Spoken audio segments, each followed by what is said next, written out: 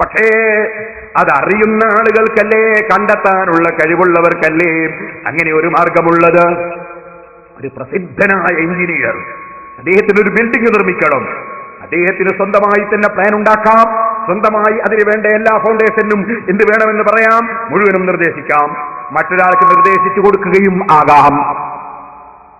ഒരു പ്രസിദ്ധനായ ഡോക്ടർ, ആ ഡോക്ടർക്ക് അദ്ദേഹത്തിന്റെ രോഗം വേണമെങ്കിൽ കണ്ടെത്താം, അദ്ദേഹത്തിന് തന്നെ മരുന്ന് നിർദ്ദേശിക്കാം.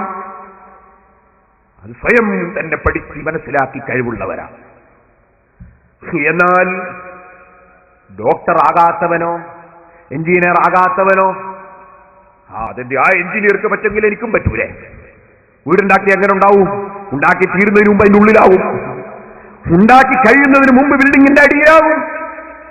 അതുപോലെ ഡോക്ടർ ആകാത്തവൻ, ഞാനും ഡോക്ടറാണ്, അയാൾക്ക് പറ്റുമെങ്കിൽ എനിക്കും പറ്റൂലേ എന്ന് പറഞ്ഞു വന്നാലോ മരുന്ന് കുടിച്ച് കഴിയുമ്പോഴേക്ക് കബറ് കുഴിക്കേണ്ടി വരും. അപ്പൊ നിങ്ങൾ മനസ്സിലാക്കണം, ഇത് പ്രകൃതി നിയമമാണ്. അറിവുള്ളവന് സ്വന്തം കണ്ടെത്താൻ കഴിയും.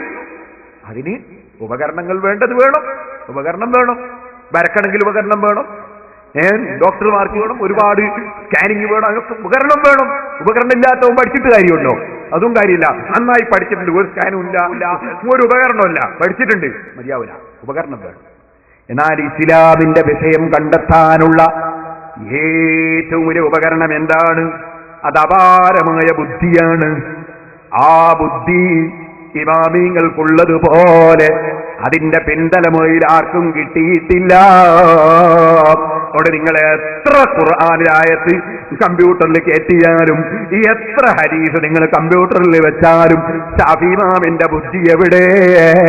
അബൂ ഹനീഫയുടെ ബുദ്ധി എവിടെ? മാലിക് ഇമാമിന്റെ ബുദ്ധി എവിടെ?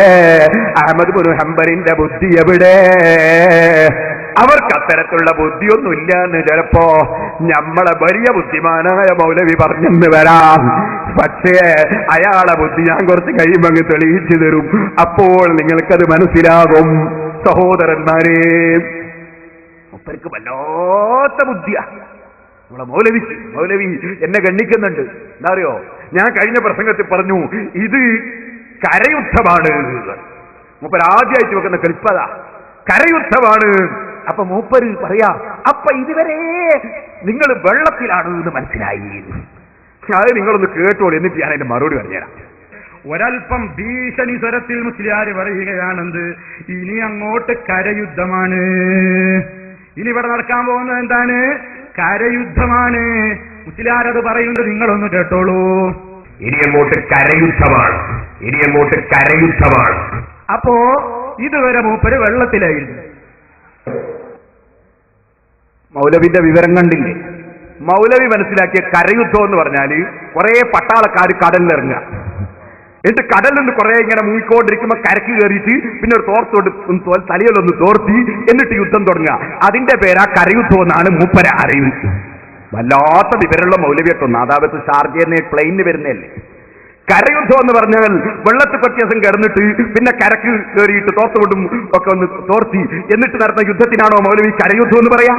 ഖുർആനോ നിങ്ങൾക്കറിയില്ല, ഹദീസ് നിങ്ങൾക്കറിയില്ല, ഇജ്മാ നിങ്ങൾക്കറിയില്ല, ഖിയാസ് നിങ്ങൾക്കറിയില്ല, ഇബാറത്ത് നിങ്ങൾക്കറിയില്ല, ഒന്നും അറിയില്ല. പിന്നെ മലയാളത്തിൽ കരയുദ്ധം എന്ന് എന്തിനാ പറയാന്ന് അതും അറിയില്ല. വല്ലാത്ത ബുദ്ധിയും വിവരവുമാണ് കേട്ടോ മൗലവിക്ക്. വല്ലാത്ത ബുദ്ധിയാ. ഒരു സ്ഥലത്ത് മൗലവി പ്രസംഗിക്കുന്നത്, ജനങ്ങളെ, നമ്മളെ ഉപ്പാപ്പമാരെ ഒന്നും സ്വീകരിക്കാൻ പറ്റില്ല, നമ്മളെ മുൻഗാമികളൊന്നും സ്വീകരിക്കാൻ പറ്റില്ല. മുൻഗാമികളെ സ്വീകരിക്കുന്നതാണെങ്കിൽ പിന്നെ കുട്ടികളെതിനാ മദ്രസയെ പറഞ്ഞേക്കുന്നു? ഇപ്പൊ ചോദിക്കുക, ഉപ്പാപ്പാന്റെ ഇരുന്ന് കണ്ടങ്ങ് പഠിച്ചാൽ പോരെ? അപ്പൊ മുജാഹിദീങ്ങളൊക്കെ മദ്രസയെ കുട്ടികൾ പറഞ്ഞേക്കുന്നതിനാണ് ബാപ്പ പഠിപ്പിച്ചതല്ലാത്തത് പഠിപ്പിക്കാൻ, ഉമ്മ പഠിപ്പിച്ചതല്ലാത്തത് പഠിപ്പിക്കാൻ, വീട്ടിൽ നിന്ന് നടക്കുന്ന ഒന്നും അല്ലാത്തൊരു പരിപാടി പഠിക്കാനാണ് മുജാഹിദീകൾ മദ്രസയെ പഠിപ്പിക്കുന്നതെന്ന് മനസ്സിലായി എന്ന് വെച്ചോട്ടോ മോനെ. ഞാൻ പറഞ്ഞു വരുന്നത്, പ്രിയപ്പെട്ടവരെ, ഇസ്ലാം മനസ്സിലാക്കാനുള്ള മാർഗമാണ്. ഇസ്ലാം മനസ്സിലാക്കേണ്ടത് നാട്ടിലെ ഭൂരിപക്ഷത്തെ നോക്കിയിട്ടല്ല, നാട്ടിലെ ഭൂരിപക്ഷം വരുന്ന ആളുകൾ എന്ത് പറയുന്നു എന്ന് നോക്കിയിട്ടല്ല, എന്റെ ബാപ്പയും എന്റെ ഉപ്പാപ്പയും എന്ത് ചെയ്തു എന്ന് നോക്കിയിട്ടല്ല. അങ്ങനെയാണെങ്കിൽ ബാപ്പയും ഉപ്പാപ്പയും ചെയ്തത് വീട്ടിൽ നിന്ന് അങ്ങോട്ട് പകർത്തിയാൽ മതി. നമ്മൾ ഇന്ന് വേറെ ഒരു മദ്രസയിലേക്ക് പോകേണ്ടതില്ല. മനസ്സിലായില്ലേ? അപ്പൊ ബാപ്പയും ഉമ്മയും പഠിപ്പിച്ചത് അതിനുവേണ്ടിയല്ല മദ്രസയിൽ പോകുന്നത്. അപ്പോ നിങ്ങൾ ശരിക്കും മനസ്സിലാക്കണേ, ഒരു കുട്ടി മുജാഹിദിന്റെ മദ്രസയിൽ വന്നു. മദ്രസയിൽ വന്നിട്ട് ഉസ്താദ് എന്ത് ചെയ്തു പറഞ്ഞാൽ പഠിപ്പിക്കുക. എന്താണ്? നമസ്കാരം 5 നേരം ഫർളാണ്. അപ്പൊ ഈ കുട്ടി അത് പഠിക്കാൻ വേണ്ടി ഞാൻ വന്നില്ല. ഞാനിപ്പം വീട്ടിൽ നിന്ന് വന്നില്ല 5 നേരം നിസ്കരിക്കുന്നത്. വീട്ടിൽ നിന്ന് പഠിക്കാനല്ല ഞാൻ ഇവിടെ വന്നത്. ഞാൻ ഹുസൈൻ സലഫിന്റെ പ്രസംഗം കേട്ടതാണ്. നാദാവത്ത് ലോകട്ടാകെ പോയിട്ട് ഇയാൾ ഇങ്ങനെ പ്രസംഗിക്കുന്നുണ്ടെന്ന്. വീട്ടിൽ നിന്ന് പഠിച്ചാൽ ശരിയാവില്ല എന്ന് പറഞ്ഞ് മദ്രസയിൽ പോകുന്നത് എന്തിനാണ്? വീട്ടിൽ നിന്ന് പഠിച്ചാലാത്ത വേറൊരു ആശയം പഠിക്കാനാണ്. അതുകൊണ്ട് 5 നേരത്തെ നിസ്കാരമുള്ള ഭർത്താനെ എന്നോട് പറയണ്ട. ഈ കുട്ടീനോട് ഉസ്താദേ, അല്ല മോനെ, 5 നേരത്തെ നിസ്കാരം മുസ്ലിമേക്ക് നിർബന്ധാണ്. അതുകൊണ്ടാണ് അതിന്റെ ബാപ്പ വീട്ടിൽ നിസ്കരിക്കും. ബാപ്പ പഠിക്കാൻ മദ്രസയിൽ വരണ്ടില്ല എന്ന് മൗലവി പറഞ്ഞിരിക്കുന്നു. സുബ്ഹാനല്ലാഹ്, എല്ലാ മുജാഹിദ് മദ്രസയും പൂട്ടണ്ടേ? വല്ലാത്ത ബുദ്ധിയാണ് കേട്ടോ. ഇനിയിപ്പോ ഈ മൗലവി ഷാഫി ഇമാമിനെ കാണാൻ ബുദ്ധിയുള്ള ആളാണ്, അബൂ ഹനീഫയേക്കാൾ ബുദ്ധിയുള്ള ആളാണ് എന്ന് വിശ്വസിക്കുന്നവരുണ്ടെങ്കിൽ അവർക്ക് വേണ്ടിയാണ് ഞാൻ ഇയാളെ ബുദ്ധി ഒന്ന് ചൂണ്ടിക്കാണിച്ചത്.